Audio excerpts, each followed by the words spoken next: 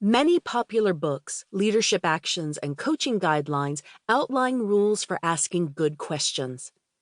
Common rules include ask open questions, start with what, when, where, how, and who, and avoid why questions. These suggestions are misleading.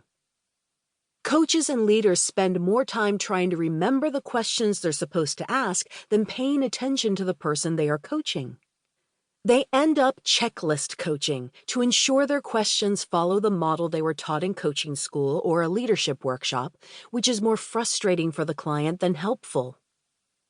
Not only do coaches spend more time in their own heads than listening, they make coaching more complex than it should be. They don't realize that being present and using reflective statements such as summarizing, paraphrasing, and drawing distinctions can be more powerful and easier than seeking the magical question. When a coach asks a question after providing a reflection, the question is more likely to arise out of curiosity, not memory.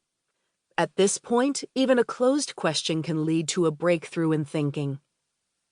Coaching should be a process of inquiry, not a series of questions. The intent of inquiry is not to find solutions, but to provoke critical thinking about our own thoughts. Inquiry helps the people being coached discern gaps in their logic, evaluate their beliefs, and clarify fears and desires affecting their choices. Solutions emerge when thoughts are rearranged and expanded. Statements that prompt us to look inside our brains are reflective. They trigger reflection. Reflective statements include recapping, labeling, using metaphors, identifying key or conflicting points, and recognizing emotional shifts. Inquiry combines questions with reflective statements. Questions seek answers. Inquiry provokes insight. When using reflective statements in coaching, clients hear their words, see how their beliefs form their perceptions, and face the emotions they are expressing. Then, a follow-up question that either confirms, "Is this true for you?"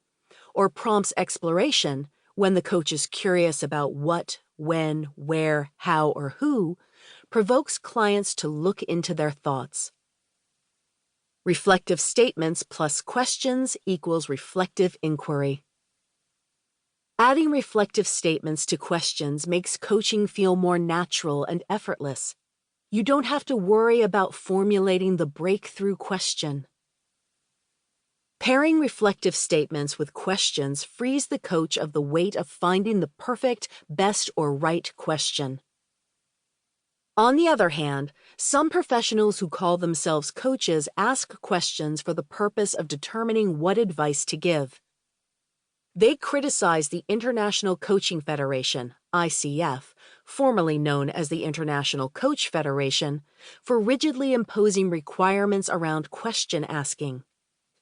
A Harvard psychology professor told me she wasn't an ICF-credentialed coach because her high-level executive clients didn't want her to ask about how they were feeling. "It's a waste of time to question their thoughts and emotions," she said. "They want my expertise. They are clueless and need advice or a kick in the butt." It's possible that's what her clients need, but that isn't coaching. It's face-slapping mentoring. I fear the loss of coaching as a distinct profession when the word coaching is diluted by people preferring to give advice. Coaching is an effective technology for helping people quickly reframe, shift perspective, and redefine themselves and their situations. Coaches act as thinking partners for people who are stuck inside their stories and perceptions. They help clients think more broadly for themselves, beyond their blinding fears, inherited beliefs, and half-baked assumptions that limit possible actions.